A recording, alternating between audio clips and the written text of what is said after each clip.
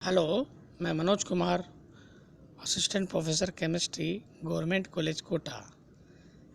हमारे जो non aqueous solvents का जो चैप्टर चल रहा था, इसमें हमने वाटर के अलावा, क्योंकि इसमें वाटर के अलावा जो सॉल्वेंट्स आते हैं उन्हीं को पढ़ा जाता है। जैसे हमने द्रव अमोनिया पढ़ा, लिक्विड अमोनिया। अब दूसरा आता है हमारा द्रव सल्फर डाइऑक्साइड विलायक। बेटा देखो, ऐसा है कि सबसे पहले तो इसकी आणविक संरचना हमने बताई थी पिछली बार। तो ये क्वेश्चन पूछा जाता है कि SO2 की आणविक संरचना क्या होती है। ऐसे ही एक क्वेश्चन पूछा जाता है कि द्रव SO2 के स्व वियोजन की रासायनिक समीकरण लिखिए। पूछा जाता है कि द्रव SO2 में सल्फाइट लवण बेस के रूप में, जबकि थायोनिल क्लोराइड एक अम्ल के रूप में कार्य क्यों कर पाता है। तो जाहिर सी बात है, हम इसको बड़ा गंभीरता से पढ़ेंगे। हमने ये पढ़ लिया था कि इसकी स्ट्रक्चर क्या होती है। इसके बाद में हम पढ़ेंगे द्रव सल्फर डाइऑक्साइड की अभिक्रियाएं। द्रव सल्फर डाइऑक्साइड के में होने वाली अभिक्रियाओं में इनको विलायक संकर का बनाना, अम्ल क्षारक अभिक्रियाएं, विलायक अपघटनीय अभिक्रियाएं, विनिमय अभिक्रियाएं, संकुल निर्माण, रिडॉक्स रिएक्शंस, उन धातुओं से अभिक्रियाएं जिनमें हाइड्रोक्साइड उभयधर्मी होते हैं, तथा कार्बनिक यौगिकों में से जो अभिक्रिया होती है वो। इस प्रकार बहुत सारी जो हमने इनको कई भागों में डिवाइड करके अध्ययन कर रहे हैं इनका। सबसे पहले बात करते हैं सॉल्वेट फॉर्मेशन, विलायक संकर का निर्माण। एक सल्फर डाइऑक्साइड अणु लुईस अम्ल के रूप में अभिक्रिया में भाग लेता है। अधिकांश लवण जो द्रव सल्फर डाइऑक्साइड में विलय होते हैं लुईस क्षार इलेक्ट्रॉन युग्मदाता के जैसे आचरण करते हैं। इसमें आणविक संकुल बन पाते हैं। ध्यान रखें, उदाहरण के लिए क्या पोटेशियम आयोडाइड द्रव सल्फर डाइऑक्साइड में Ki4SO2 आणविक योगात्मक यौगिक बनाते हुए घुल जाता है। इसी प्रकार की कुछ रासायनिक अभिक्रियाएं भी निम्नलिखित दे रखी हैं। अगर हम इसमें घोलेंगे तो देखिए Ki हो गया, Kbr हो गया, ये सभी क्या है कि घुल जाते हैं।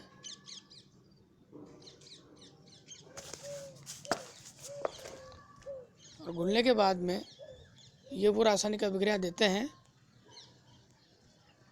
जैसा कि आपको बता रखा है।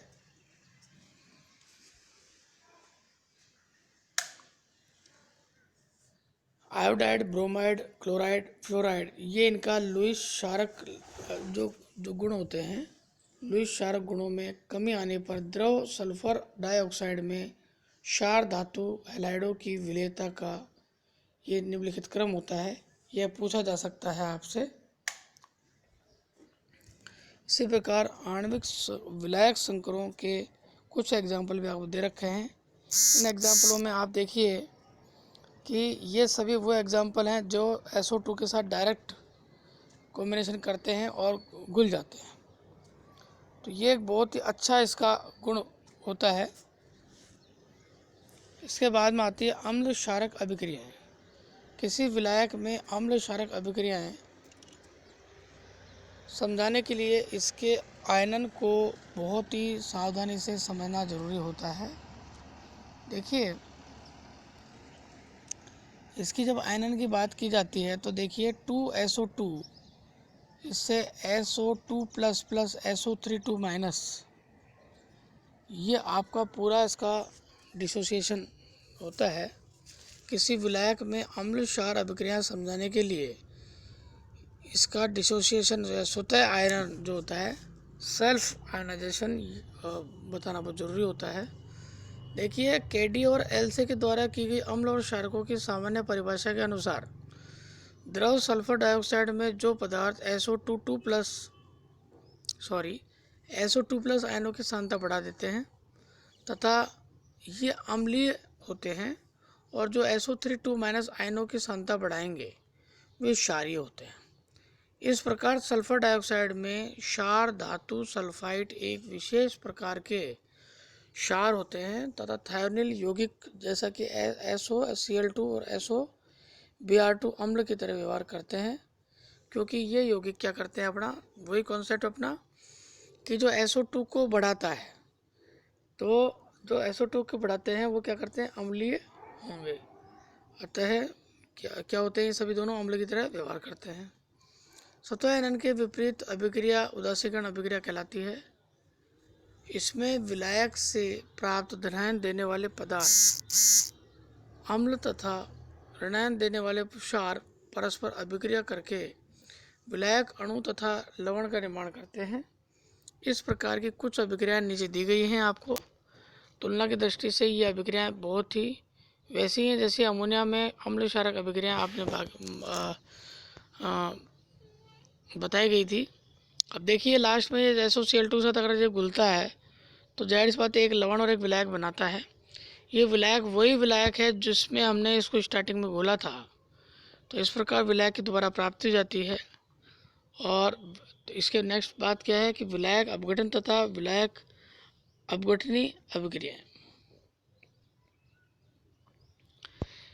इस SO2 विलायक के साथ साथ देखिए ऑक्सीकारक और अपघटनी जो रिएक्शंस होती हैं, तो हमें देखना पड़ेगा कि कहाँ पर क्या हो चीज़ होती है। नॉर्मल इसकी प्रकृति क्या है, ये एक लुईस अम्ल है, इसे ध्यान रखते हुए हम आगे बढ़ते हैं।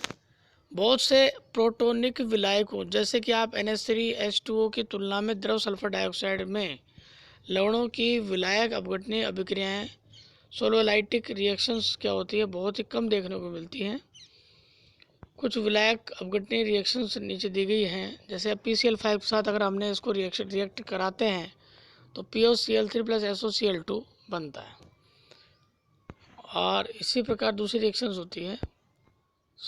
ये ज़्यादा आप इसको जल से तुलना करके देख सकते हैं कि जल के साथ करने पर क्या प्राप्त हुआ था और SO2 के साथ प्राप्त करने के साथ क्या प्राप्त हो रहा है। अब आता है मैथमेटिकल रिएक्शंस या विनिमय अभिक्रियाएं। ये रिएक्शंस कौन सी होती हैं, द्रव सल्फर डाइऑक्साइड में उसी प्रकार की अवक्षेपण अभिक्रिया होती है जैसा कि अन्य विलायकों में पाई जाती है। इस प्रकार की अभिक्रियाओं में दोनों लवणों के धनायन और ऋणायनों के मध्य विनिमय होता है, क्योंकि विनिमय के पश्चात निर्मित एक लवण विलायक में अविलय रहता है जो कि अवक्षेप के रूप में प्राप्त हो जाता है। अतः निम्नलिखित रिएक्शंस पाई जा सकती हैं। इन सभी में जो है एक तो अवक्षेपण प्राप्त होता है, अवक्षेपण के साथ साथ लवण की प्राप्ति होती है। तो ये रिएक्शन में कोई खास रिएक्शंस नहीं है। फर्स्ट रिएक्शन और अंतिम रिएक्शन को छोड़कर इसमें आपका Ki + SOCl2 की रिएक्शन करता है और KCl का सफ़ेद अवक्षेप आपको प्राप्त होता है। और अब आता है कॉम्प्लेक्स फॉर्मेशन। ये आपका अच्छी रिएक्शन आती है। द्रव सल्फर डाइऑक्साइड में संकुल आयन बढ़ाने वाली अभिक्रिया वैसी होती है जैसे जलीय माध्यम में। जैसा कि जल आपका उदाहरण के लिए है कि जल की तरह से द्रव सल्फर डाइऑक्साइड में आयोडीन की विलेयता पोटेशियम आयोडाइड डालकर अत्यधिक बढ़ाई जा सकती है, जो कि I3 संकुल आयन का निर्माण के कारण होती है। इसी प्रकार द्रव सल्फर डाइऑक्साइड में कैडमियम तथा पारे के आयोडाइडों की विलेयता KiArBi डाल के बढ़ाई जा सकती है। विलेयता में यह वृद्धि संकुल निर्माण के कारण होती है, जैसा कि हम देख रहे हैं। Redox reaction. जलीय माध्यम में SO2 अम्लीय तथा अपचायक होता है, लेकिन शुद्ध द्रव सल्फर डाइऑक्साइड में कोई ऑक्सीकारक या अपचायक प्रवृत्ति नहीं पाई जाती। अतः यह ऑक्सीकरण और अपचायक अभिक्रियाओं के लिए मात्र एक अध्ययन माध्यम के रूप में ही काम आ सकती है। इस प्रकार की बहुत ही कम अभिक्रियाओं का अध्ययन किया जा सकता है। उदाहरणतः द्रव SO2 विलायक में SbCl2 Cl5 और पोटेशियम आयोडाइड आपस में अभिक्रिया करके आयोडीन निकालते हैं। तो ये रिएक्शन बहुत इंपॉर्टेंट हो जाती है क्योंकि इसमें आयोडीन की प्राप्ति हमारे हो रही है। इसके बाद में उभयधर्मी हाइड्रोक्साइड बढ़ाने वाली धातुओं के लवणों से अभिक्रिया।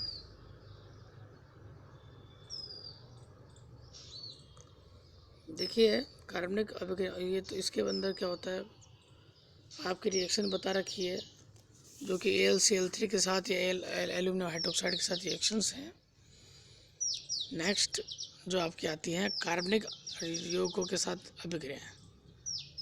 अब देखो बहुत बड़ी बात है कि कार्बनिक संश्लेषणात्मक जो अभिक्रियाओं के लिए द्रव सल्फर डाइऑक्साइड का एक अच्छा विलायक तो होता ही है, क्योंकि यह कार्बनिक यौगिकों के प्रति अक्रिय है और अज्वलनशील है तथा कुछ विशिष्ट अभिक्रिया जिसमें द्रव सल्फर डाइऑक्साइड विलायक के रूप में भी काम लिया जाता है, जैसे कि आपका एरोमेटिक हाइड्रोकार्बन का सल्फोनीकरण।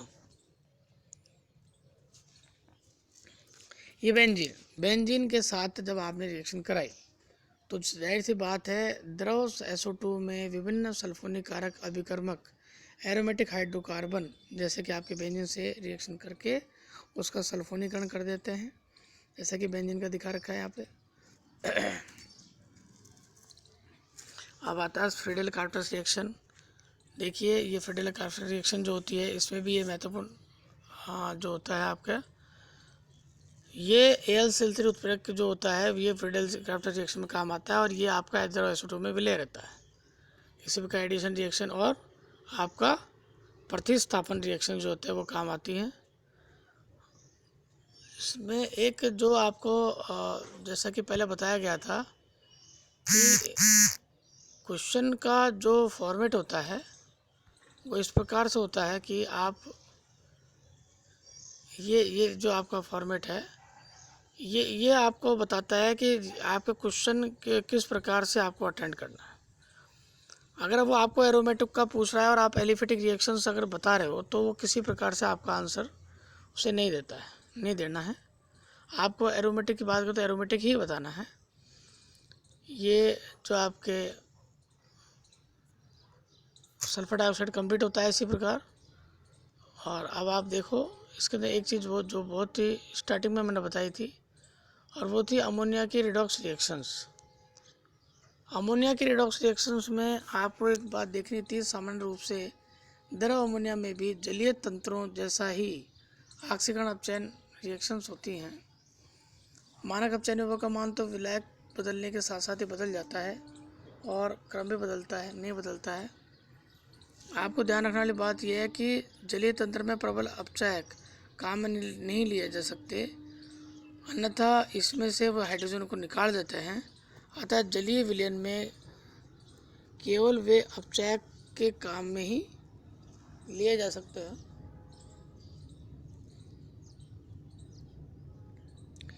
जिनके अपचयन विभव इलेक्ट्रॉन विभव श्रृंखला में हाइड्रोजन से नीचे आते हैं और दूसरी ओर जल ऑक्सीकरण के प्रति काफ़ी हद तक स्थायी होते हैं।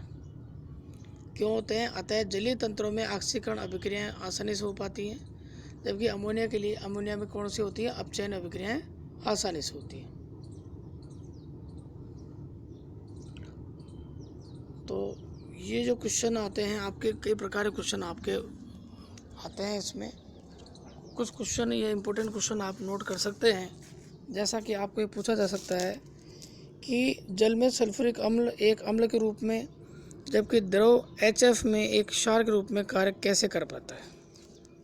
ठीक है, द्रव अमोनिया विलायक प्रक्रम की 2 सीमाएं लिखे, मैं पहले से बता चुका हूँ। और ये भी पूछा जा सकता है कि द्रव अमोनिया में हैलाइडों की विलेयता का जो घटता हुआ क्रम जो है वो क्या है। आयनकारी विलायक या आयोनाइजेशन सॉल्वेंट क्या होते हैं। द्रव अमोनिया में रिडॉक्स जो अभिक्रियाएं हैं वो क्या होती हैं। नोट कर लीजिए आप इन सबको। क्या होता है जब सोडियम हाइड्राइड द्रव NH3 में घोला जाता है। धातु अमोनिया विलयन विलायक के विद्युत के सुचालक होते हैं। और अब SO2 पे बेस्ड क्वेश्चन जो है, द्रव SO2 में संपन्न करवाई जाने वाली मुख्य रासायनिक अभिक्रियाओं को लिखें। द्रव अमोनिया की H2O विलायक से तुलना कीजिए।